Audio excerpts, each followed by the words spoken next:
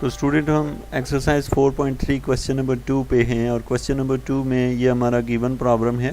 Given problem में यहाँ 2 divide हो रहा है। इस 2 को यहाँ से हमें कैंसिल करने के सबसे पहले स्टेप में आप क्वेश्चन को देख के दोबारा लिखते हैं। सेकेंड स्टेप में आप सारी इक्वेशन को 2 से मल्टीप्लाई करें तो यहाँ पे 2x² आ जाएगा, यहाँ वाला 2 कैंसिल हो जाता है। यहाँ पे -7 है तो यहाँ बाई मिस्टेक में भी -2x लिखा हुआ है जबकि ये 14 है, ये जो लिखा हुआ है। तो यहाँ पे आपका आ जाएगा 14 और दूसरी साइड पे है 2x - 6 और ये सारी वैल्यू। अब आपने स्टूडेंट क्या करना है, इस क्वेश्चन में जो खाली अंडर रूट वाली वैल्यू है उसको y पुट कर देना है। अब जब आपने y पुट किया और दोनों साइडों पे स्क्वायर लिया तो यह आ जाए। स्क्वायर लेने के बाद जो वैल्यू आएगी वो ये आएगी, मीन 2x² - 3x + 2 = y²। अब आपने क्या किया कि ये वाला 2 इधर ऐड हो रहा है, दूसरी साइड पे सब्ट्रैक्ट हो जाएगा तो y² - 2 निकला।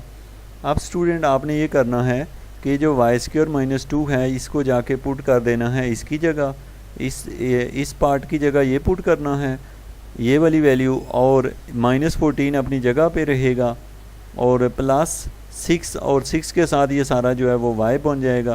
तो ये स्टेप बन गया।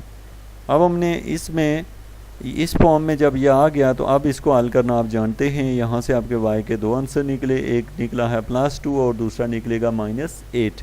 ये भी यहाँ पे भी स्टेप मिस है, इसकी वैल्यू अलग-अलग से निकली होनी चाहिए।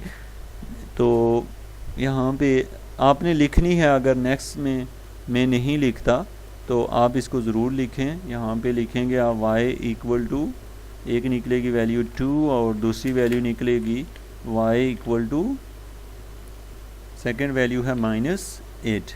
तो अब स्टूडेंट आपने क्या करना है, दोबारा से आपको पता है y की जगह जो भी वैल्यू रखी होती है यहाँ पुट करते हैं, फिर दोनों साइडों पे स्क्वायर लेते हैं।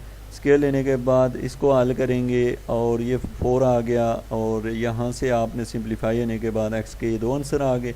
अब इसी तरह -8 रखेंगे, फिर दोनों साइडों पे स्क्वायर लेंगे, फिर इससे भी 2 आंसर आएंगे। अब आपने चेक करना है ये वाला सोल्यूशन के अंदर नहीं आ रहा आंसर, ये एक्सटेनियस रूट है इसकी, तो आप ये लिख दें और आपका जो सोल्यूशन सेट है वो ये है। स्टूडेंट अब हम हैं क्वेश्चन नंबर, यहाँ पे मुझे क्वेश्चन नंबर 3 जो है मे बी टाइप नहीं है। इस एक्सरसाइज के 2 ही क्वेश्चन फ़िलहाल टाइप हैं, तो अब इसको आप देख लीजिए। तो thank you very much for watching education for all.